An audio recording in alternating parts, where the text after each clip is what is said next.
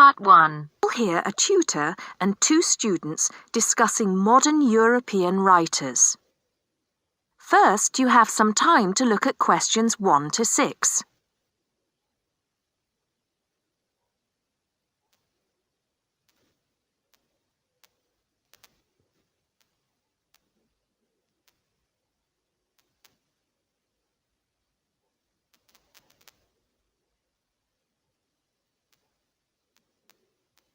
Now listen carefully and answer questions 1 to 6.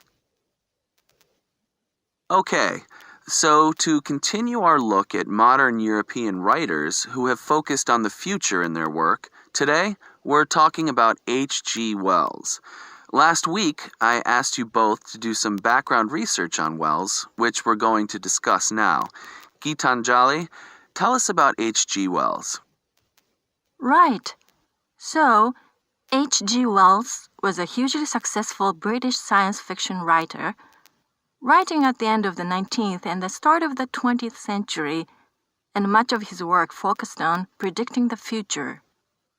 Jason, do you think Wells was just using the future as a narrative device in his fiction? No. He really believed we can predict the future. In fact, he gave a speech at the Royal Institution in London in 1902 called The Discovery of the Future. And the point he was making was that by looking at what you know about the present and about science, it's quite possible to predict the future. Indeed. Gitanjali, do you think Wells was always optimistic in his predictions? Not at all. In fact, he varied in his predictions from being extremely pessimistic about the future to being optimistic.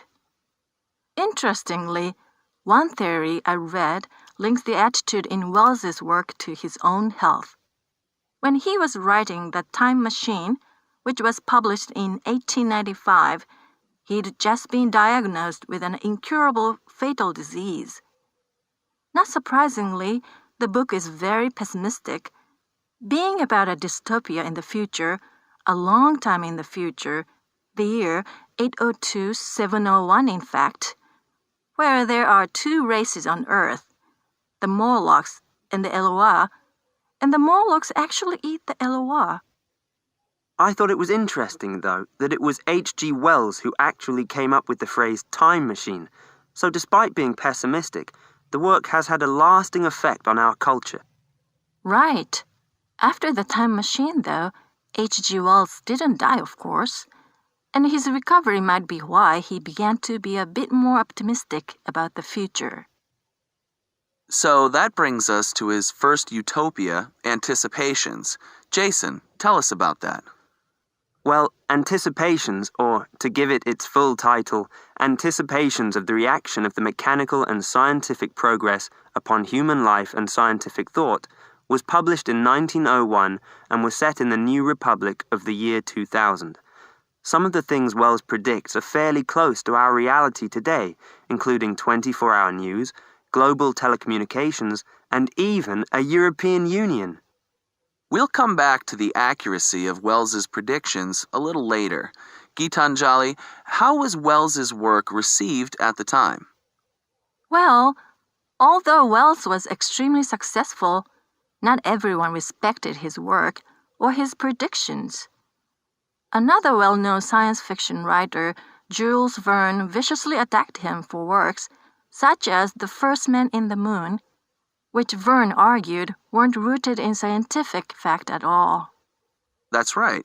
Now, Wells wrote a number of other utopian visions of the future. Jason? Yes.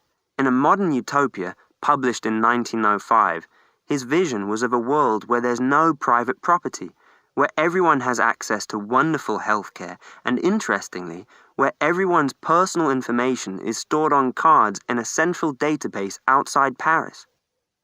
Apart from the healthcare, I'm not sure everyone today would see that as a positive view of the future. Neither am I. And, on a similar note, Wells strongly believed in population control, and in The Shape of Things to Come, which was published in 1933, he sees and supports a world where the population is kept at 2 billion, Once again, I'm not sure most people today would necessarily see that as a good thing. Before you hear the rest of the conversation, you have some time to look at questions 7 to 10.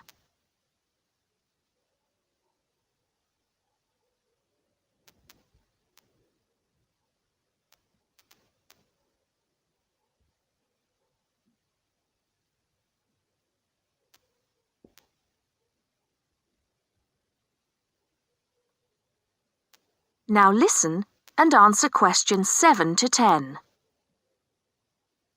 Gitanjali, in your research, did you come across anything about the world brain? Yes, I did. It's actually very interesting. Throughout the 1930s, Wells predicted and supported the setting up of a huge world encyclopedia. And towards the end of the decade, in 1938, he wrote a series of essays called World Brain. In these essays, he called for the world to make use of modern technology to create an enormous global encyclopedia so that all our knowledge is available to all people, not just an educated elite. Wells envisioned this as probably being on microfilm. He thought it would allow anyone, anywhere in the world, to look at any book or any document. He also thought it would be created by everyone, once again, not just by an elite. Yes, and as you can imagine, many people today say that the internet has basically fulfilled his prediction. Of course, it doesn't use microfilm, but essentially, it does meet all Wells's main requirements. That is the end of part 1. You now have half a minute to check your answers.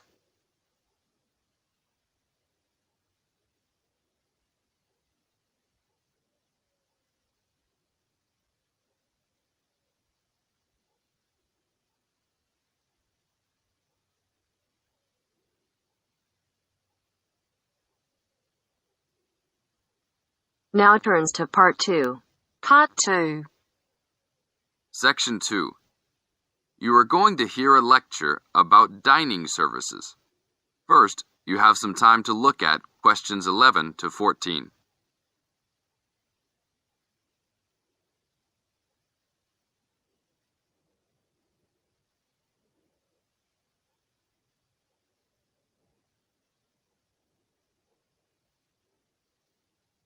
Now listen to the tape and answer questions 11 to 14.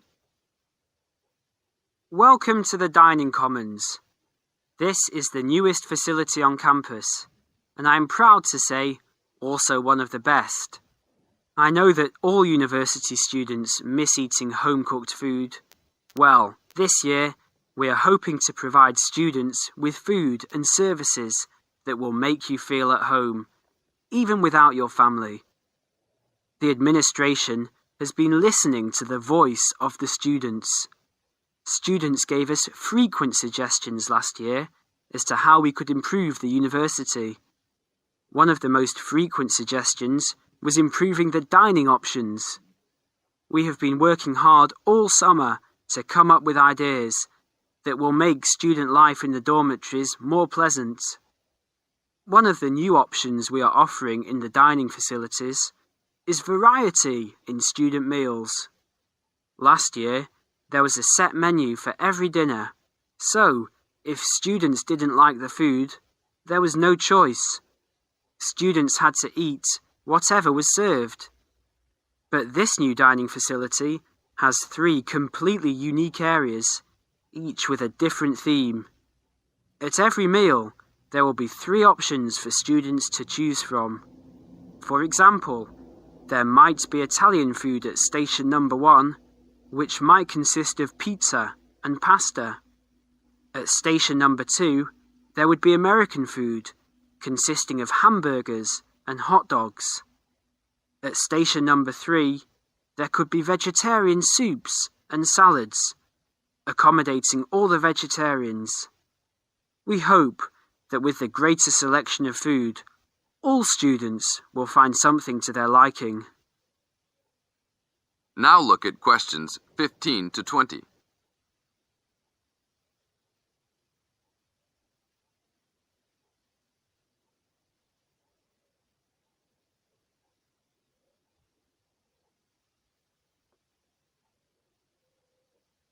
Now listen to the tape and answer questions 15 to 20. Not only will students have more options, the food will also be better. Each section of the facility will have a head chef. These are real chefs that have been trained in culinary school and have been hired specifically by the school to work in the dining facilities. All of the chefs have a speciality. The school is hoping that these chefs will prepare better tasting and more nutritious food. Every student will be able to make suggestions and also give their input as to which menus taste better. Last year, many students complained that the dining facilities didn't have very convenient hours. This year, we hope to change that. We will open for breakfast at 6 a.m. to accommodate all the early risers. In the evenings, we will open until midnight for all the students that like to go for a late-night snack. The afternoons will still remain closed, but we will have a student store open that will provide all students with drinks and fruit. The student store will be open every day from 2 p.m. to 5 p.m. Every student that has paid full tuition and dormitory fees has already paid for their dining facility fees. Students can eat at any time and in any amount for free. If you are a student that does not live in a dormitory, you can still purchase a dining facility card. This card will entitle you to the full services of the dining facility.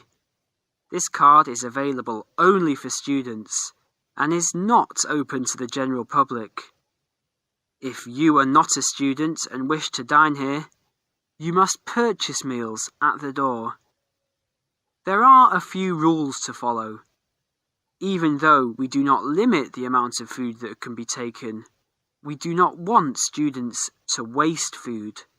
Please do not take more than you can eat. Also, every student must clean his or her own trays and plates.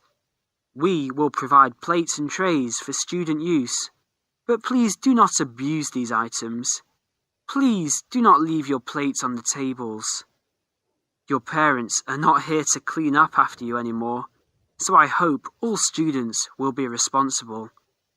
Thank you for your attention and enjoy the upcoming year. That is the end of part 2. You now have half a minute to check your answers.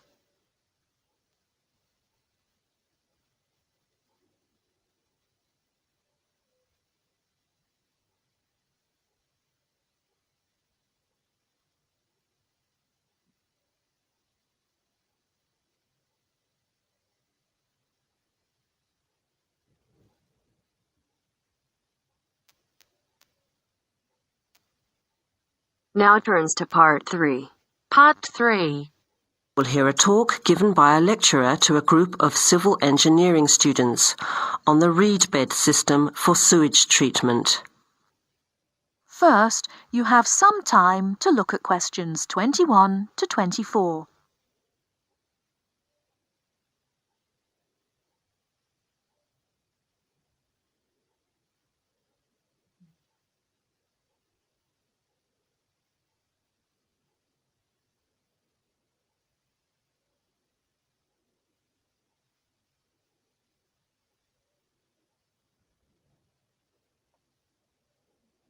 Now, listen carefully and answer questions 21 to 24. Thank you for inviting me to speak to you today about what is now called the reed bed sewage treatment system. This system uses naturally occurring reeds to treat domestic and industrial waste. It's an environmentally friendly alternative to normal systems. You all know what reeds are like, don't you? Those tall plants with hollow stems that grow in wet places, like marshes, for example. Here's how the system works. First of all, an artificial marsh is created. To do this, holes are dug about 1 metre deep and usually rectangular in shape. They are then lined with clay or plastic, and the liner is covered with gravel. After that, a system of tubing is laid, with holes in it, and more gravel is added to cover that. Finally, reeds are planted in the bed. The sewage is brought to settling tanks. From there, it is distributed to the roots of the reeds through the tubing. Note that the waste material enters the beds underground and remains underground. The reeds conduct oxygen very efficiently through their stems to the roots system. Here, bacteria work to reduce the waste material to basic elements. What comes out of the artificial marsh is water that has been cleaned through a natural process. The purified water leaves the reed bed through a simple outflow pipe. The water that comes out has to be tested. Sometimes it's held in a pond until it evaporates or soaks into the ground. Sometimes, after testing, the water is discharged directly into streams and rivers. Before the talk continues, with questions from the students, Before you hear the rest of the talk, you have some time to look at questions 25 to 30.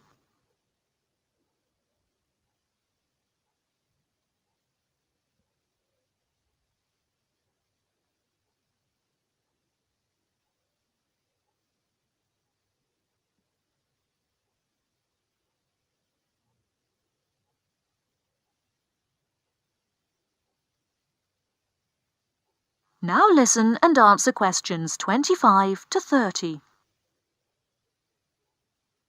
The reed bed system originated in Germany in the 1970s, and installations have been built in a number of countries throughout the world. To give you an idea of the size and appearance of a reed bed installation, an area of 3 by 5 metres approximately would be adequate for a single house. It would look like a pond overgrown with reeds. There are cities with 150,000 people in Germany whose entire sewage treatment requirements are served by reed bed installations which extend for 10 to 20 hectares. There are 2 wonderful environmental advantages. First of all, reed bed systems are natural composters. As time passes, high-grade soil builds up in the beds. The soil can be removed and used for agricultural purposes. Soil produced from waste containing heavy metals would of course have to be tested and the toxic material removed by chemical processes.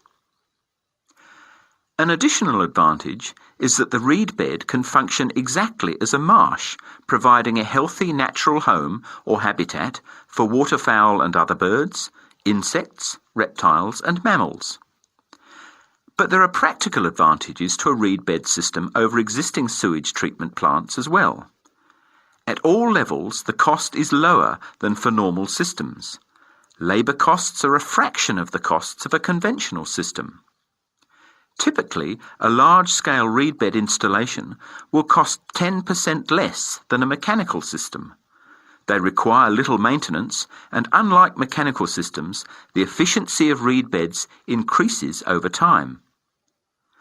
But before we go any further, you must have some questions. Maybe this sounds too good to be true. That's exactly what I wanted to ask. If these systems have so many benefits, why aren't they more popular?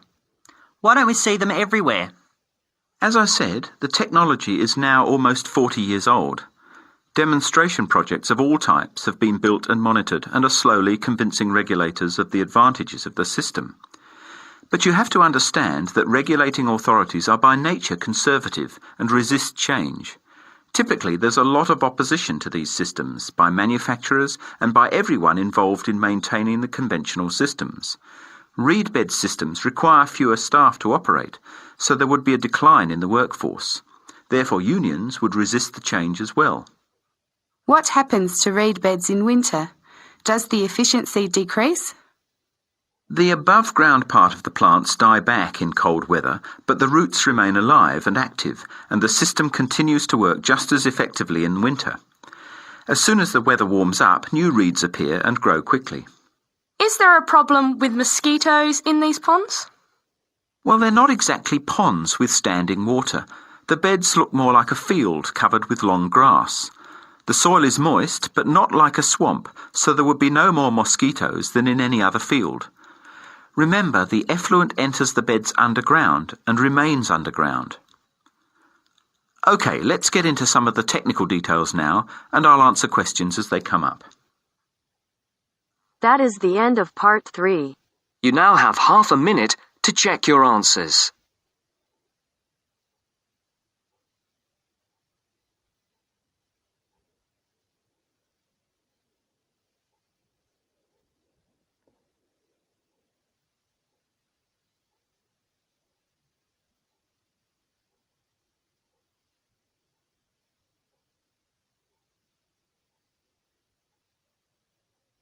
Now turns to part 4. Part 4. You are going to hear a lecture about dorm rooms. First, you have some time to look at questions 31 to 40.